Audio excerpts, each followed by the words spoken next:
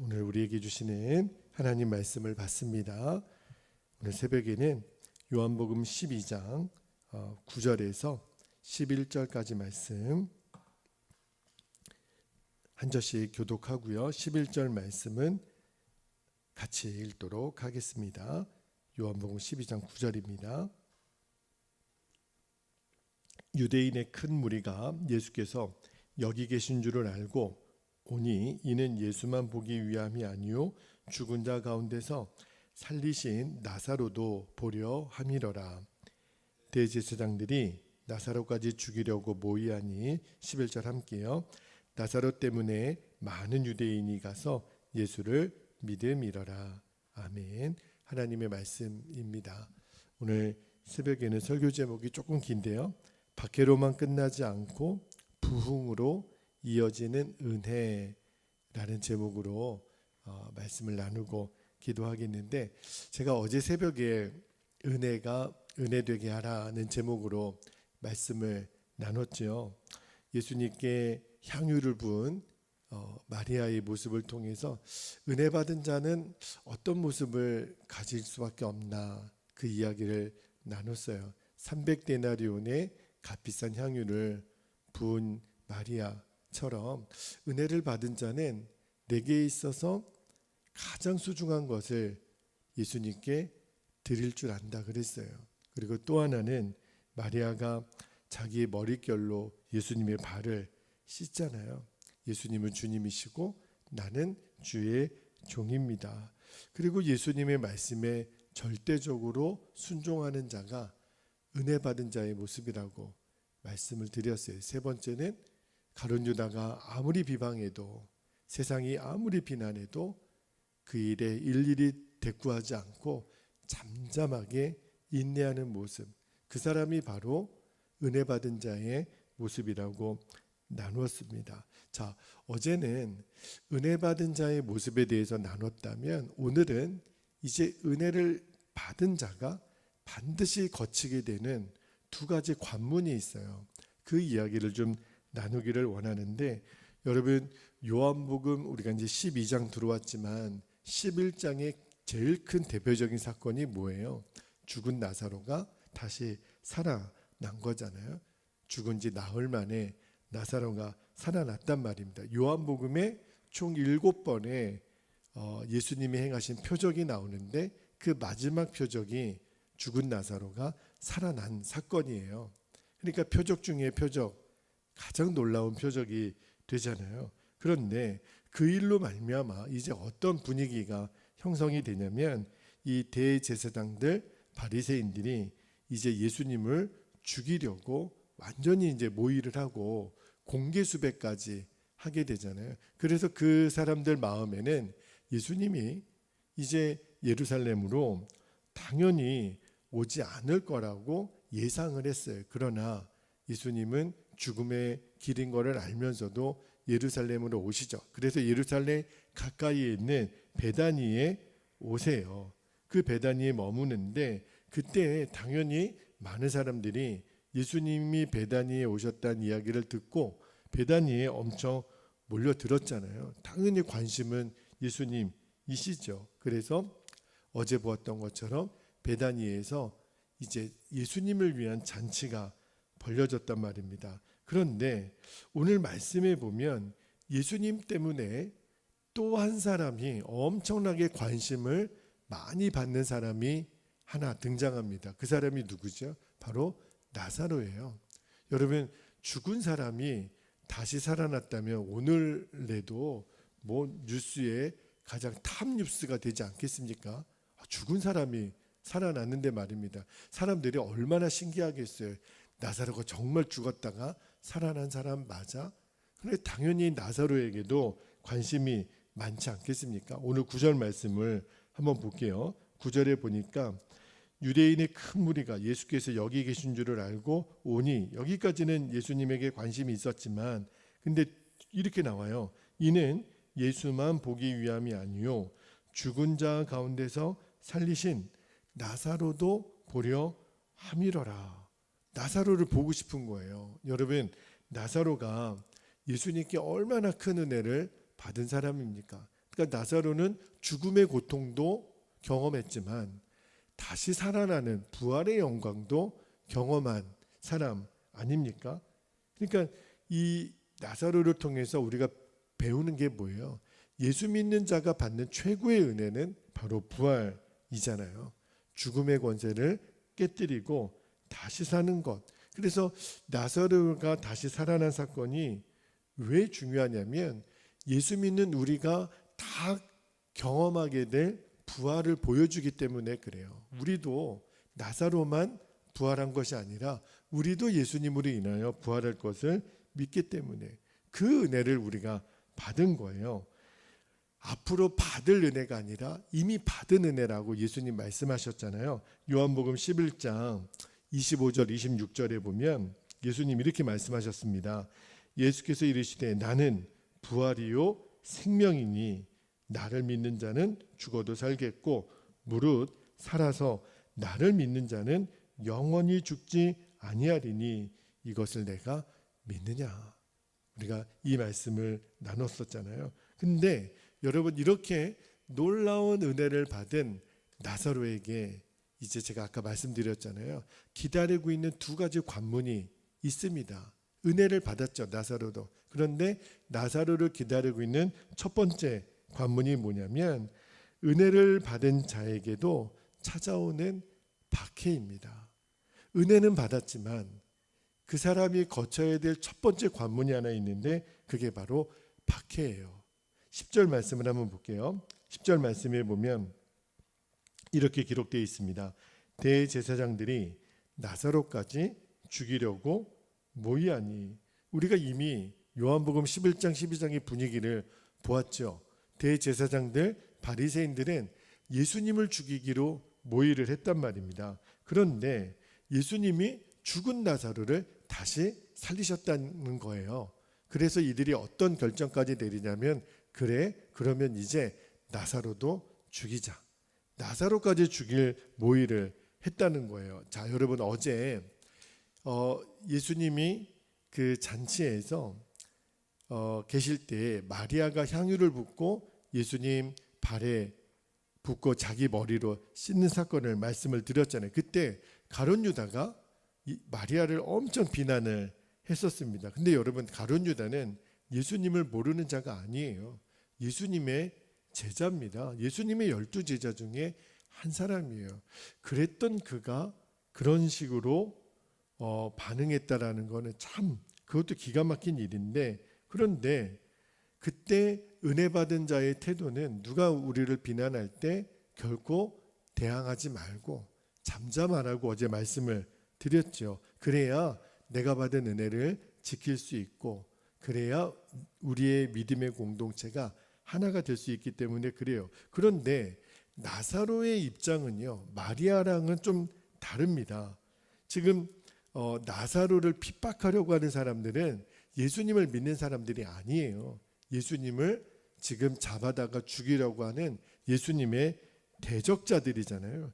단순히 비방하는 정도가 아니라 죽이려고 하는 거예요. 지금 나사로까지 다시 죽을 위험 앞에 지금 놓여져 있는 겁니다. 말씀을 묵상하면서 깨닫게 되는 게 뭐냐면, 여러분 세상은요 은혜 받은 자를 가만히 두지 않아요. 여러분 잘 보세요. 세상이 까닭없이 우리를 핍박하고 까닭없이 우리를 괴롭게 하는 게 아닙니다. 세상은 은혜 받은 자를 핍박해요. 지금 대제사장들 그다음에 바리새인들이 나사로를 죽이려고 하잖아요. 동일합니다. 오늘날에도 세상은요 은혜 받은 자를 죽이려고 그래요. 왜 그렇지요? 세상이 예수님을 미워하기 때문에 그래요. 그래서 예수님이 요한복음 15장에 이렇게 말씀하십니다. 요한복음 15장 18절 19절에 보면 예수님 이렇게 말씀하세요. 세상이 너희를 미워하면 너희보다 먼저 나를 미워한 줄을 알라. 19절에 너희가 세상에 속하였으면 세상이 자기의 것을 사랑할 것이나 너희는 세상에 속한 자가 아니요 도리어 내가 너희를 세상에서 택하였기 때문에 세상이 너희를 미워하느니라. 여러분 이 말씀에 의하면 세상이 우리를 미워하잖아요. 그러면 우리가 예수님께 속한 자라고 하는 증거라고 말씀하시는 거예요. 말씀을 묵상하다가 세상이 나를 미워해? 그러면 기뻐할 일이구나.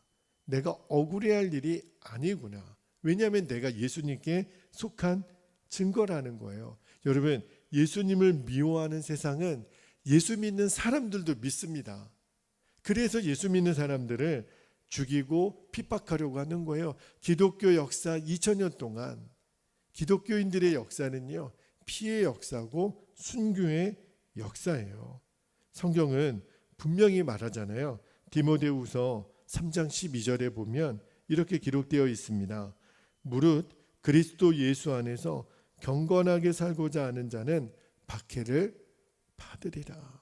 여러분, 이 경건하게 산다라는 게 무슨 말이에요? 말씀대로 순종하는 삶이잖아요. 제가 어제 은혜의 열매는 순종이라고 말씀을 드렸잖아요.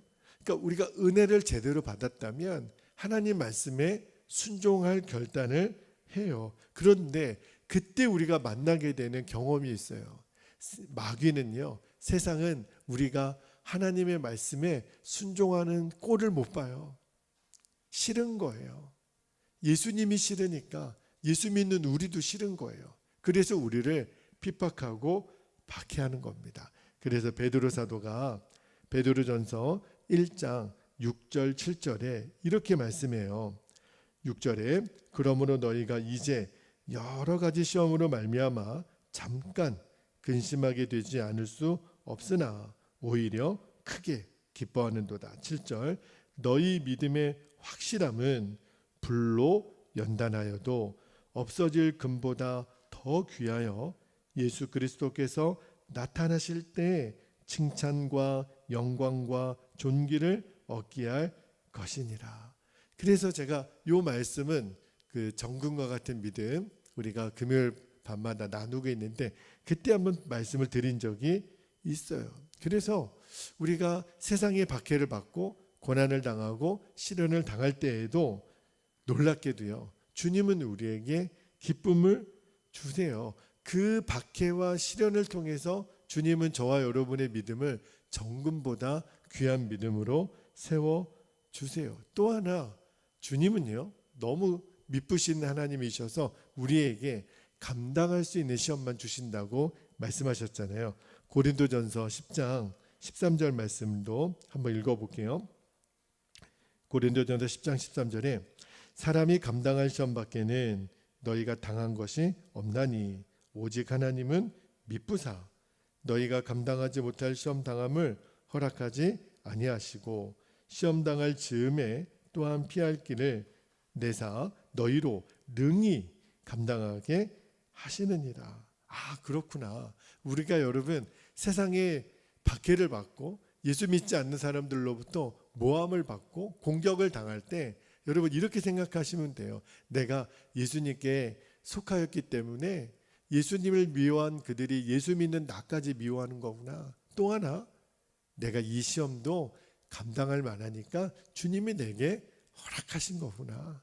그 사실을 믿으면 돼요. 그러면 그 고난을 견디는 자에게 약속하신 칭찬과 영광과 존귀를 주리라. 여러분, 이것이요, 우리에게 고난과 박해를 허락하시는 궁극적인 목적이라는 거예요. 자, 은혜 받은 자가 첫 번째 만나는 관문이 박해받는 것. 이제는 박해를 당하는 것을 이상히 여기거나 그거를 두려워할 이유는 없어요. 자, 그런데 두 번째입니다. 두 번째는 은혜 받은 자는요, 박해로만 끝나지 않아요.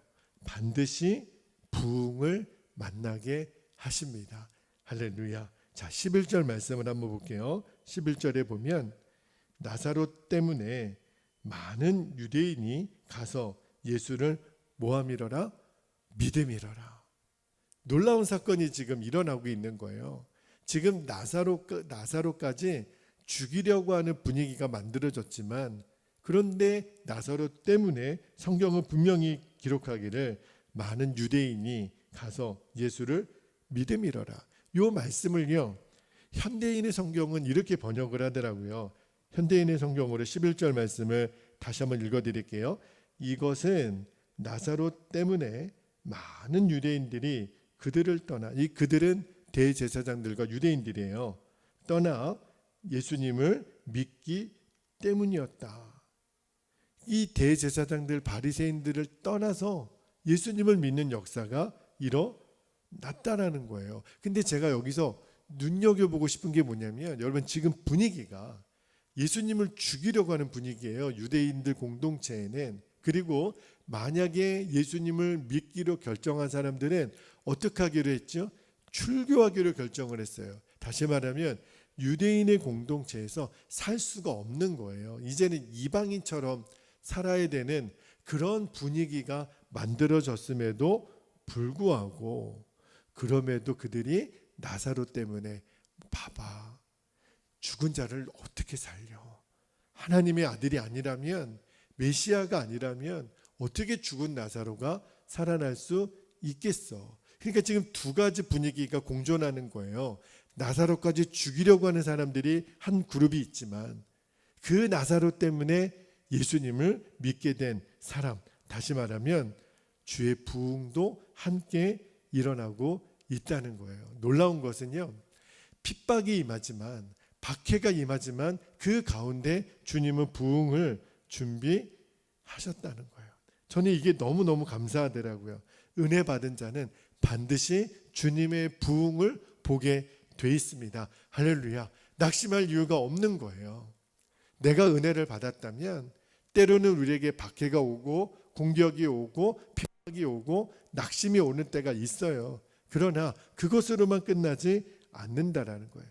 그 죽은 나사로가 다시 살아난 것 때문에 나사로 스스로도 죽음의 위협을 받지만 그로 인하여 하나님의 부흥이 함께 임하는 거예요. 그러니까 나사로는요, 부흥의 불씨가 된 거예요. 깨닫게 하시는 게, 하나님은 은혜 받은 자를 부흥의 불씨로 쓰시는 거구나. 오히려 나사로 때문에 유대인들의 마음을 예수님으로 향하게 하시는구나. 그래서 깨닫게 된 것이 그거예요. 한 사람의 은혜는 한 사람으로 끝나지 않는다는 거예요. 그 은혜는요, 반드시 부흥의 불씨가 됩니다. 저와 여러분이 은혜를 받았다면 우리는 하나님의 부흥의 불씨가 될 거예요. 어제 그런 말씀을 드렸잖아요. 하나님이 예수님의 장례를 준비한 마리아의 그 섬김을 얼마나 기뻐하셨냐면, 복음이 증거되는 데마다 너가 내게 행한 일도 함께 증거되리라 말씀하셨어요. 그리고 그 일이 실제로 기독교 2000년 역사 동안 계속 이어집니다. 제2의 마리아, 제3의 마리아가 지금도 계속 생겨나고 있어요. 다시 말하면 은혜를 받은 마리아, 은혜를 받은 나사로는 부흥의 불씨로 쓰임을 받습니다. 여러분, 나사로가 다시 살아난 이야기를 듣고 많은 사람들이 유대인 대제사장들 또 바리새인들을 떠나서 예수님께로 온 것처럼 오늘날도 똑같아요. 은혜를 받은 우리들로 인하여 이제 부흥이 일어납니다. 그런데 부흥은요, 그냥 일어나는 게 아니에요. 내가 은혜 받은 자답게 그 부흥의 불씨가 되어야 되는데, 그것은 내가 받은 은혜를 전하는 거죠. 여러분, 은혜 받은 내가 우리 가정에 전하면 가정에 부흥이 일어나요. 교회에 전하면, 내가 받은 은혜를 교회에 나누면 교회에도 부흥이 일어나고요. 내가 만난 사람들에게 내가 얼마나 귀한 분을 만났는지, 내가 예수님께 은혜를 받은 이야기를 잠깐만 들어주시겠습니까? 그러면 부흥이 일어난다는 거예요. 여러분, 이 사명은 목회자에게만 주어진 사명이 아니라, 여러분 예수님의 은혜를 저만 받았습니까?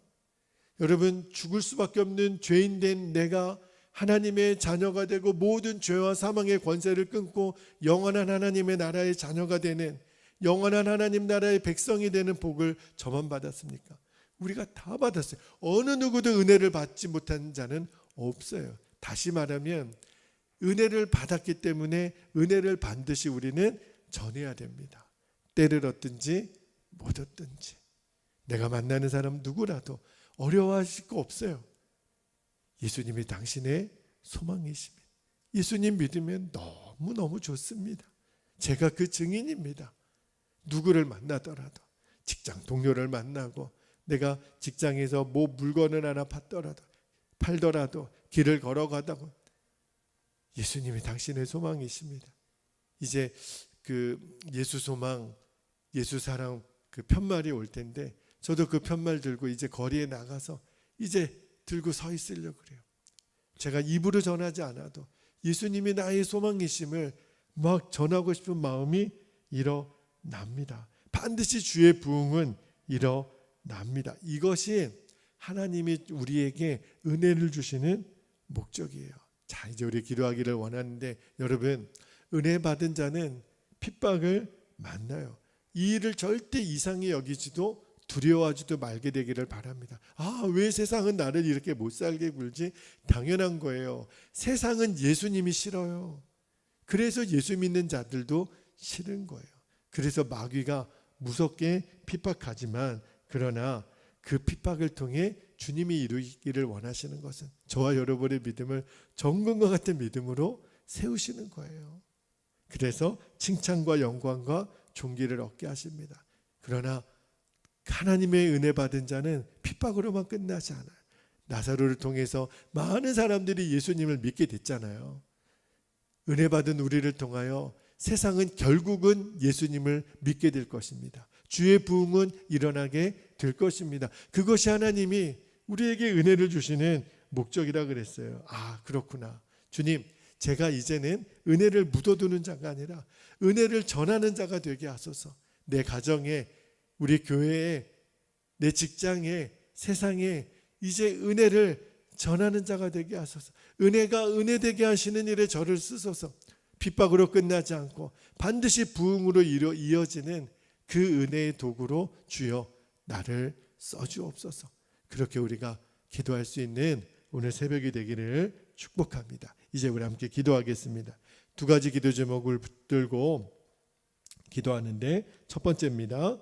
은혜를 받은 자에게 찾아오는 박해를 두려워하지도 말게 하시고 기쁨과 담대함으로 감당하게 하옵소서. 두 번째, 박해로만 끝나지 않고 부흥으로 이어지는 하나님의 은혜의 역사를 분명히 신뢰하게 하옵소서. 주여, 제2의 마리아, 제2의 나사로 같이 저를 사람들로 하여금 예수님께 인도할 수 있는 은혜의 도구로, 부흥의 도구로 저와 우리 가정과 우리 교회를 주여 사용하여 주시옵소서. 우리 두 가지 기도 제목을 붙들고 주님의 이름을 간절히 부르고 통성으로 기도하겠습니다.